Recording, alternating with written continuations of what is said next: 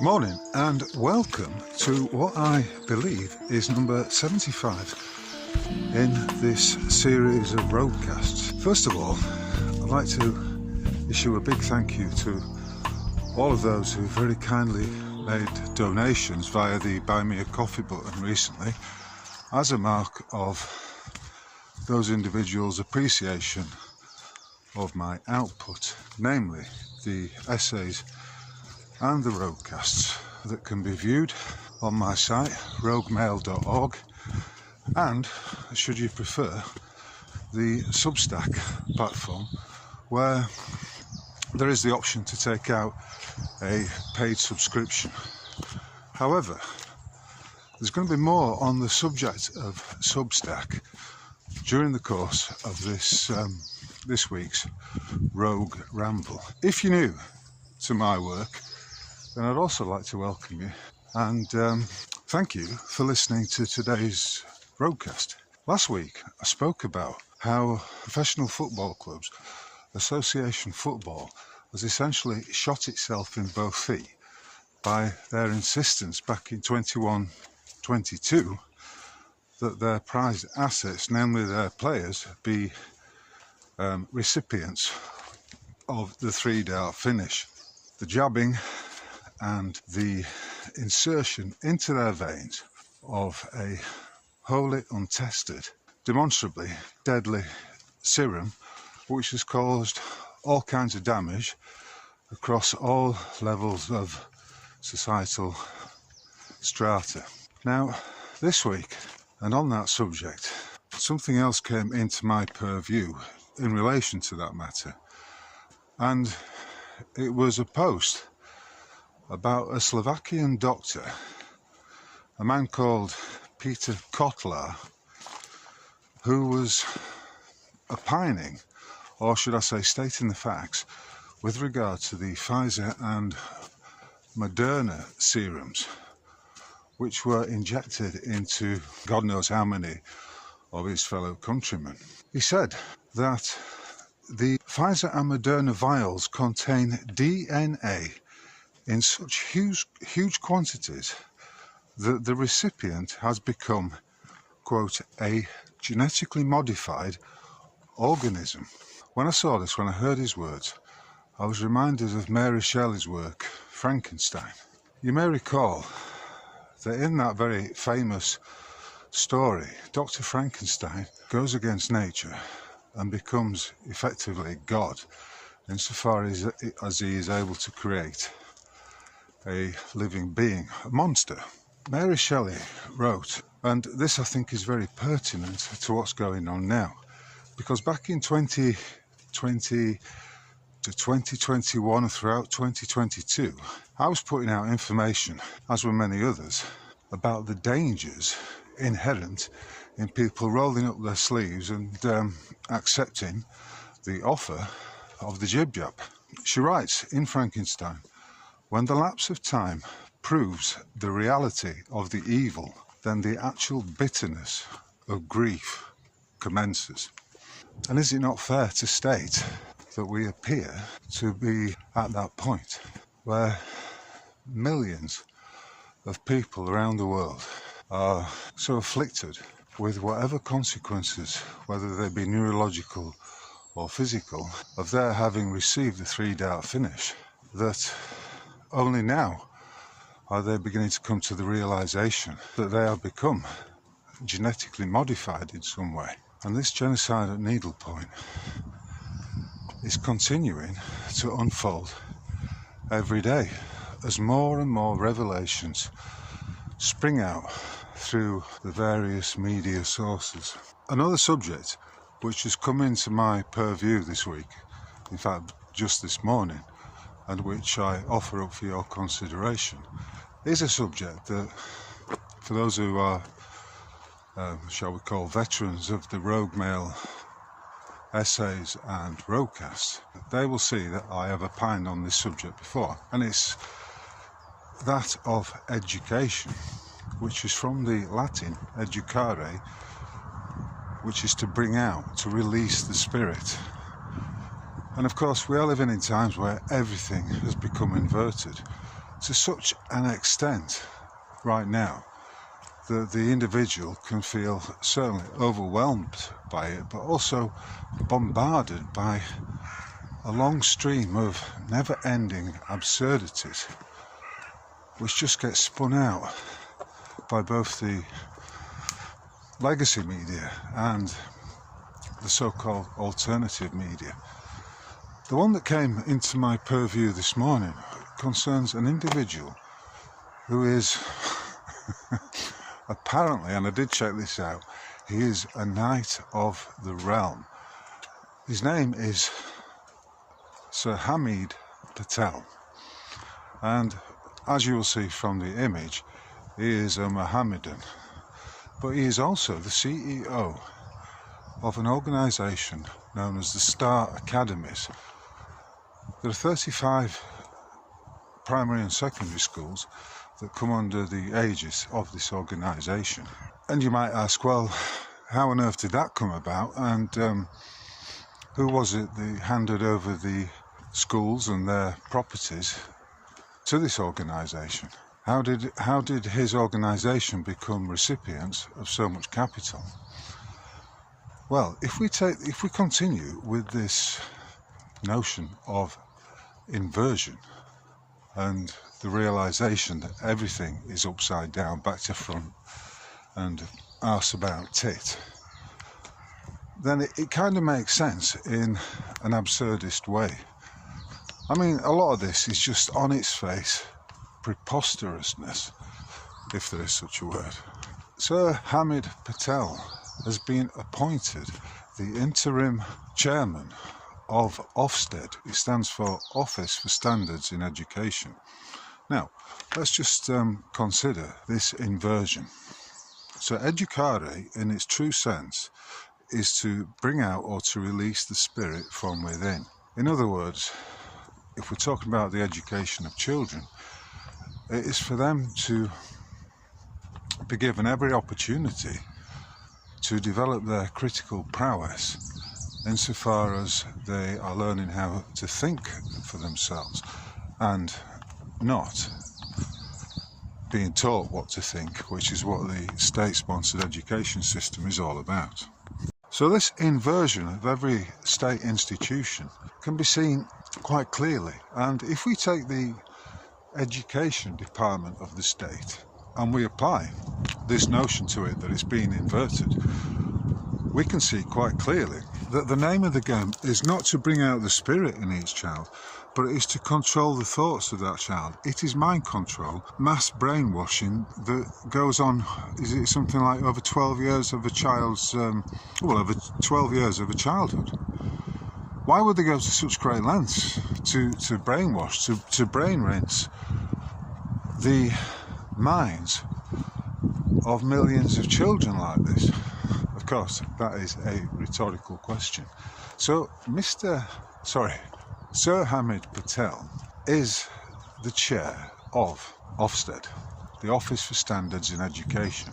But if we take the whole thing as being the opposite of what it purports to be, then the aim of Ofsted is to lower the standards of education, to bring the recipients of a state education into a kind of huge blob that means they are not able to think for themselves and that they are simply repeaters of the narratives that they've been fed by those who would rinse their brains, namely the teachers and the imposition of a national curriculum. So in some ways it should come as no surprise, but my point would be quite simply that looking at Sir Hamid Patel, I'm taking the view that I can't really trust it.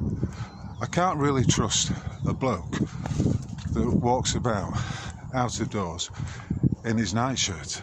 In 1992, the legendary John Taylor Gatto stated in his work Dumbing Us Down, quote, "We send children to school to be shaped by the state, and they return as citizens of its design, not their own." And in such times, you see, it is the autodidact who truly becomes the individual that he is, in the sense that he's not subject to the whims, to the thought programming of a state education system.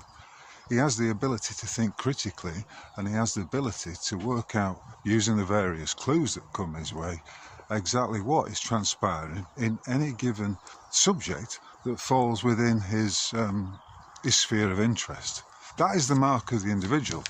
And I've opined many times, and I've stated that it is the individual who is to be celebrated, and that the individual is the antidote to the state-sponsored propaganda, to the brain rinsing, to the mind control programs. For only he has the audacity and the ability, formed by his strong sense of individuality, to think for himself, to use the power of his divine abilities in order to work out what exactly is going on. So you could argue that Sir Hamid Patel is simply part of that inversion. He's part and parcel of that inversion. And you may also say that he is part and parcel of the Trojan horse in the shape of Mohammedism that has landed on the shores of many European countries, including the United Kingdom. Or should I say, the disunited kingdom. For it is all, as ever, about divide and rule. Of course, one of the pitfalls of being party and being an active cog in the wheels of the machine that is operating this divide and rule control system is that your ego can become out of control, and with that come levels of entitlement that can scarcely be believed. And as by way of example, I'd just like to point out, and I know it's all part of this theatre of the absurd, which is the geopolitical realm, and they're all actors working for a uniparty, and to be fair, a lot of them are demonstrable morons who've simply made very poor decisions based on lies, deception, also known as poor information, or disinformation, you might say. But one particularly egregious example of an individual who appears to have become totally disconnected from his role, and his role is, as they all are, that of a public servant. But, you know, going back to this inversion, everything has been inverted. So the servants have taken over the house. The servants are sitting in the chairs, occupying the dining room and all the splendid furnishings of the masters. The masters being the people. Lindsay Hoyle is a man of obviously very low, I was going to say IQ, but maybe that is not the case. Very low self-awareness, and it may well be that he's an example of the geopolitical realm reaching that level whereby famously Marie Antoinette was attributed to have said when she was told about the starving people of France, let them eat cake, when they couldn't access bread. It turns out over the last 2 years, Lindsay Hoyle has been on a series of junkets, on a series of round-the-world trips, which have racked up some £275,000, including, apparently he never travels standard or economy class. He always travels first class when he's flying. One of his trips included the hire of a private jet, and in each instance he's stayed in 5-star hotels. He's lavished loads of taxpayer money on I don't know whether you would describe them as feasts or banquets, but he's certainly been enjoying, he's been making himself fat by virtue of the public purse. And not only is he an arrogant tosser, but he's also a man whose greed seems manifestly to know no boundaries. And I'm citing him as an example of this inversion, of this complete and utter twisting round. So lies become the truth, in other words. That's the point I'm making here. The switcheroo is complete. when lies are taken to be the truth. The subject of odious individuals acting out the roles of parliamentarian puppets is a prescient one right now, and brings me on to my next subject, which is that of the controlled opposition. It was famously stated that the best way to lead the opposition is to control it. And a classic example of this is the Reform UK party in Britain, which I believe has 5 members of parliament and is headed up by a certain Nigel Farage. This last week, Reform MP Rupert Lowe has been removed, if you like. He's had the whip removed, and he's been grassed up, by the way I would describe it, by Farage and his cohorts to the police over false allegations of bullying. When someone is behaving in a narcissistic way, a pathological way, when they're lying, they will make false accusations. Namely, they will accuse their opponents of that which they are actively engaged in themselves. Nigel Farage is a former merchant banker with a number of interesting employers on his CV.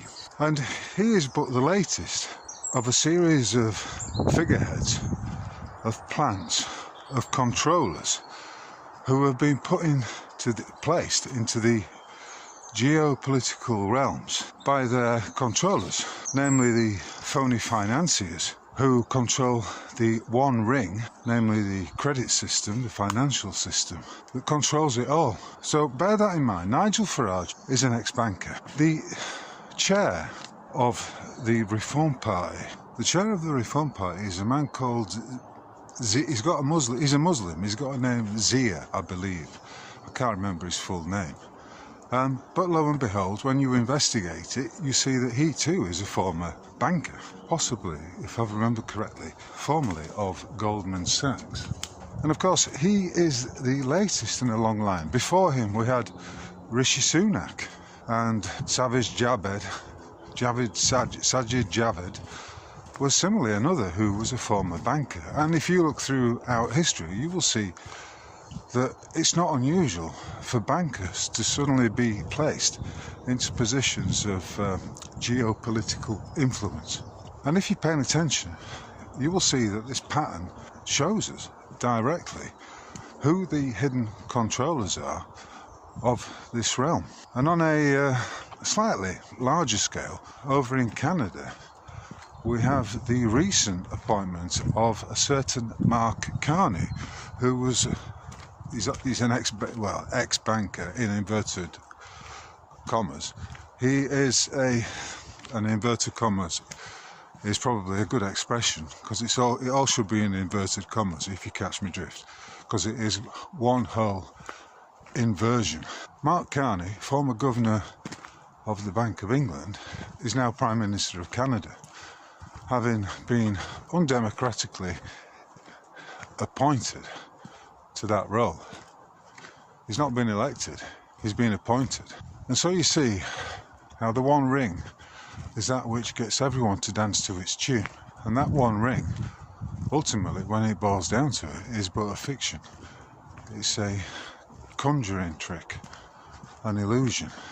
On top of which, a number of these, whether they be former banksters or other Freemasonic controllers who have been appointed to these various positions, and that includes the likes of Trump, Starmer, even Putin, then you begin to see how preposterous it is, and these are not mere coincidences. These appointments have been made most deliberately, and they're all part of the great game of chess or risk that is being played out in this realm, this simulacrum, which, as I stated last week, is, when all is said and done, simply a mental construct. It's a perceived reality, meaning that it all takes place in the mind. And that brings us back, of course, to the opening segment of this episode, in which I was opining on the matter of education, what it truly means, and how it's been subverted and inverted to become the very opposite of that which it claims to be. And many of these individuals we find are prodigies who belong to the World Economic Forum, of which Klaus Schwab consistently maintained have been used to infiltrate, his word not mine, many, if not all, of the governments around the realm. This web of control has been knitted together, it's been spun out by the Freemasonic sorcerers whose allegiance is to the false god of this realm. And the consequence of that is this complete inversion of everything that is good and true. Which is why, of course, telling the truth in times of universal deceit becomes an act of revolution in and of itself. However, as I've been pointing out for a long time now, it's all a pantomime. It is all a mental construct, and as such, it doesn't actually have any reality. And is only to be taken as seriously as we take it. Do you wish to take any of this seriously, or do you wish to laugh at it? I find it hilarious. Remember what I've said before. To make light of something means to lighten the subject matter, to cast a light into its dark confines, immediately banishes the darkness. And similarly, the individual who is able to make light of all of this and realise that he is not the flesh and blood meat suit that is walking through this seemingly real world. And on that very subject, I would like to read out a brilliant quote which sums up a lot of what I've been talking about during the previous 74 episodes of this roadcast, and in and amongst my 390 essays on my website. And it's this, and this is very important because it connects in with what I was talking about last week. It's from a book called Phenomenal World, from page 46, and I'd like to thank Jason Brashears for bringing it to my attention. Consciousness is not located in the brain, but is a plasmic holographic energy field that permeates and surrounds the physical body. Is this hologram built of thought waves or thought particles? In a holographic universe, the concept of location is an illusion, everything being non-local, including consciousness. Although consciousness seems to be localized somewhere inside the skull, it can, at times, appear to be localized elsewhere, as in the case of out-of-body experiences. The non-local aspect of consciousness is also suggested by dreams, where location and space are completely illusory and shifting. Think about that for a moment. Your brain, which you believe to be the source of all your thoughts, your imagination, and everything pertaining to it, is not actually that. It is more of a receiver and an antenna of information. Information that is coming is all around us. It's in the field. It's in the ether, if you like. We are in a simulation. It's a perceived reality. So that, in and of itself, connects in directly with that which I was talking about last week. And your ability to tap into the informative field that exists around you is that which you were born with. And I would suggest that that fact is exactly why we have an education system that inverts the truth, that spends 12 plus years brainwashing the individual into believing that he is the meat suit, that he is the name, that he has this one life, that he is a sinner, and then, that he was saved by a man called Jesus being nailed to a cross.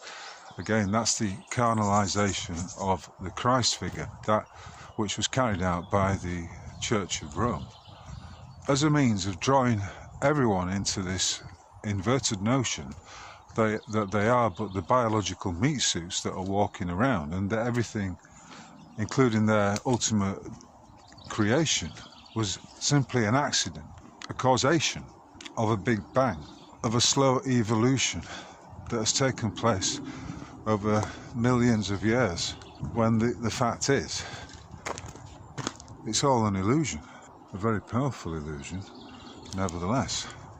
But it is an illusion, and the field, this informed field, is designed in such a plastic way that you can affect it. In other words, you become that which you perceive yourself to be. I am that I am. I am meaning I am that which I perceive myself to be. How can you be anything more or anything less than that? Of course, all those ponces who ponce about on the geopolitical stage have fallen for the lie that they are those biological meat suits. And little wonder that the likes of Keir Starmer, who also has taken a number of freebies down the years, a number of trinkets which have been offered his way, no doubt for reasons of political influence, and his sidekick, Sir Lindsay Hoyle, they are firmly of the view that this gross materiality, this gross material world is in and of itself true, that this is real, when in fact the converse of that is the truth. So it behoves us to ridicule, to lampoon and satirise these individuals, because they are fools, ultimately. They do not realise their true nature, let alone the true nature of the constructs in which they find themselves.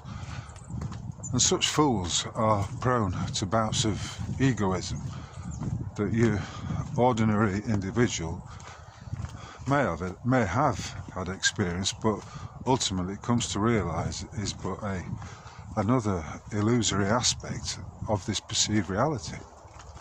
The notion that you have a true self and that your ego is your true self is, when all said and done, simply preposterous. I began this roadcast by talking about education and how, in its true sense, it's from the Latin educare, which means to release the spirit. I then moved on to discuss the interesting appointment of a Mohammedan to the role of chairman of the Office for Standards in Education, and suggested how all of this is not just part of the absurdity that's unfolding right now, but is a key component, a key aspect of the complete inversion of the truth.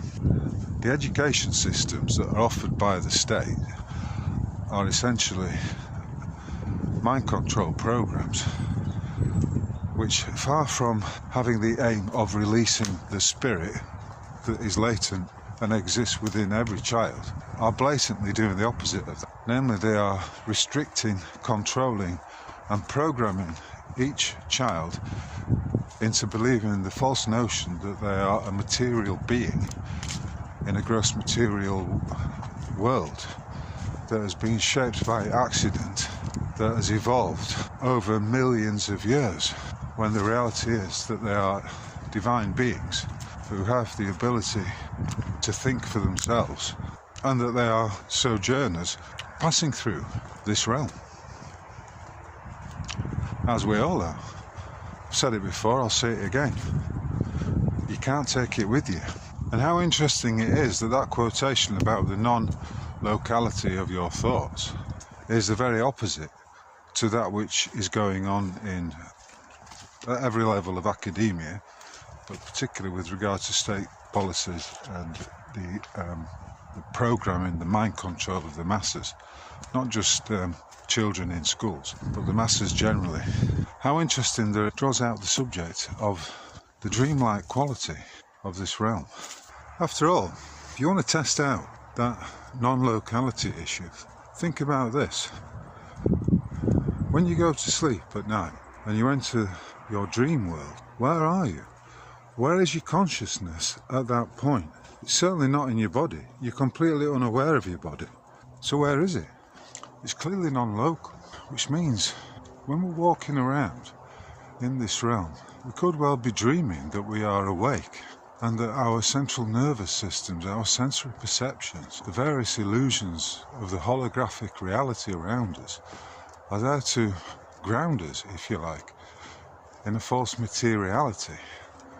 One, that our spirit, our soul, if you like, is able to enjoy and appreciate and experience. I've said it before, I'll say it again. Could it be that we are actually in a classroom, if you like, a realm of experience that has been designed ingeniously and solely for the edification of our souls? Could it be that the journey through this realm is not about the beginning and the conclusion, but rather that it is a perpetual journey, a never-ending journey of the soul, and that death is but another aspect of this illusion?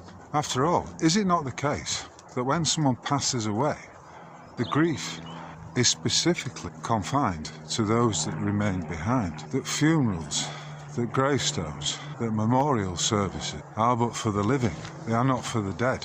And what if those who see themselves as being alive are, as I say, dreaming that they are alive, and that they are mistakenly of the view that they are the flesh and blood avatar?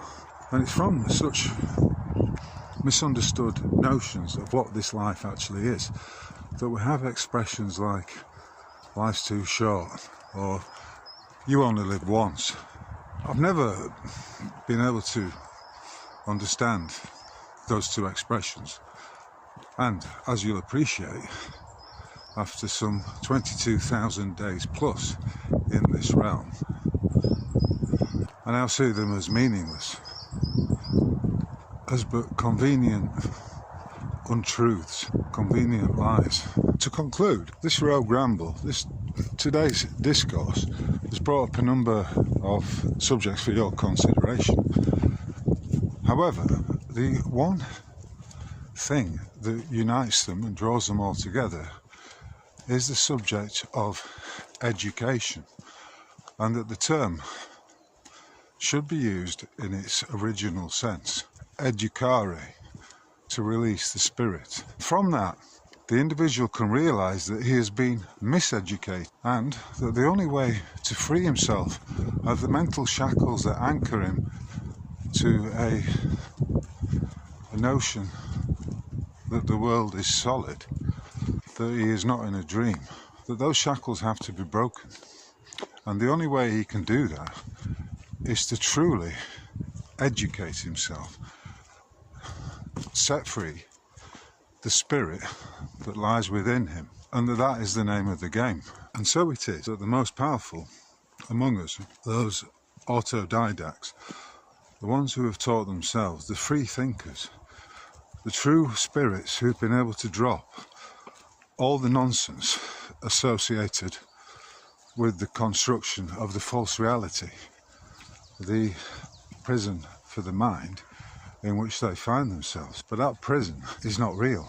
Its walls, its great heights, its panopticons are but illusory. And how wonderful it is for the individual to come to that realisation. The truth, namely, that he is a divine spirit inside a material, biological avatar. And this avatar it appears to be local. He appears to have a brain that resides inside his skull, from which all ideas and thoughts emanate. But in fact, that is not the case, because the entire construct is an intelligent plastic field of consciousness and information. And when he has moments of inspiration, moments of insight that suddenly flash through his mind, then those have not come from within his skull. They are, if you like, downloads, computer-generated realizations and inspirations of the truth. So that is the one takeaway from today's broadcast, namely that education is where it's at, and that ultimately each and every one of us has to realise that we are here to free ourselves of these false notions. Thank you very much for watching and listening to today's roadcast. If you've enjoyed it and you'd like to show your appreciation, then please consider making a donation via the Buy Me a Coffee button, which is linked below.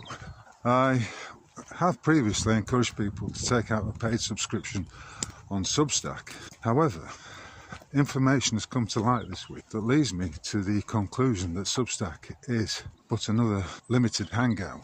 The information that led me to this was an article, ironically enough, on Substack about how the platform has not configured its algorithms and its SEO program for it to be picked up by Google and for people's content on the platform to be shared far and wide via various search engines. The article made the point that this is a fatal flaw if Substack was seeking to maximise its revenues and increase its reach. If it was in the business of doing that, then it would have tweaked those algorithms and set up all the SEO options to do just that, to maximise its reach. But it seems to be that the controllers of Substack have deliberately not done that. And even within the platform itself, there's no adequate search option. And this is why many people have complained.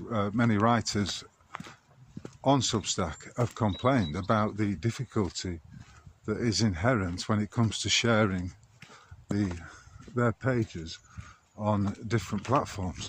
So effectively, what Substack has done, and this is its intended purpose, it has corralled, well, hundreds of rebellious types of free and critical thinkers into effectively a sheep pen in which their output is not viewed by many people, and they are but operating inside an echo chamber. You know, as much as I may like and engage with other writers and share their posts on Substack, those actions only have any effect within Substack the way the algorithms are not engineered to extend the reach of the writers on Substack. This to me demonstrates that Substack is the very definition of a limited hangout, a cul-de-sac for the intellect, for the writings of those who publish, like myself currently, who publish on its platform. And that I don't like. I released a roadcast some months ago about this very subject of the limited hangout and the actors, the gobshites and ne'er-do-wells who frequent those platforms. I will, however, as always, be aiming to break free of any system of control, and that includes the limited hangouts that I may frequent. In fact, when I say frequent them, I suppose I'm a bit like a ghost, an ethereal spirit who's just floating around, not seen by many, seen by a few. Those who are able to see and hear me will see and hear me, but I'm reminded once again of what the CEO of Twitter said, Yacarino. She said those on the X platform will certainly have freedom of speech, but they will not have freedom of reach. Now, if we take that as a key tenet in a fine example of doublespeak, it is just censorship wrapped up in a nonsensical expression. What is a controlled opposition platform? All being well, I will have some news to share with you over the coming weeks and months about how I will ultimately break free of the confines of these limited hangouts. I did take out a blue tick option with Twitter, which means I'm verified on that platform now, whatever that means, in the hope that it would garner me a few more or a significant number of followers, and would also increase my reach, namely the engagement I have with each tweet. It's getting on for a month since I did that, and I have to say there's been absolutely no change whatsoever, which leads me to the conclusion that I am still shadow banned, and that Twitter, for me, even though I'm paying for it, is little more than an echo chamber. And it reminded me of an individual who is in a straitjacket. He's in a straitjacket, and he pays his jailer an extra amount of money in order to be put in another cell, and this time it's a padded cell. So he goes, I'm effectively like that individual who's been incarcerated. I was wearing a straitjacket before.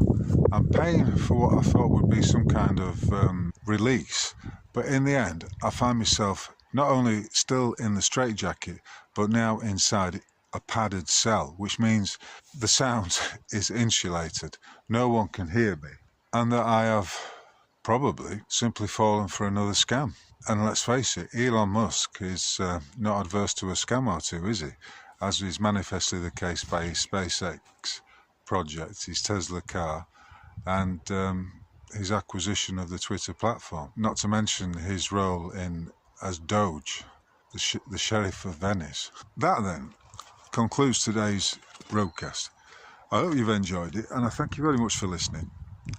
As I say, if you're feeling appreciative and you're able to do so, then please throw a few quid into the coffee pot via the Buy Me a Coffee button. It's truly appreciated right now because I don't have a great deal coming in, and as you may know, I got debanked by the co-op last month, so that's added an extra layer of difficulty. But it can and it will be overcome. So with your help and support, I salute you and thank you for that. Please comment, I will get back to you, and please, if you're seeing this on YouTube, please like and subscribe and share it as and where you see fit. And therefore, all that remains for me to say is thank you very much, and I'll catch you all on the flip side. Cheers.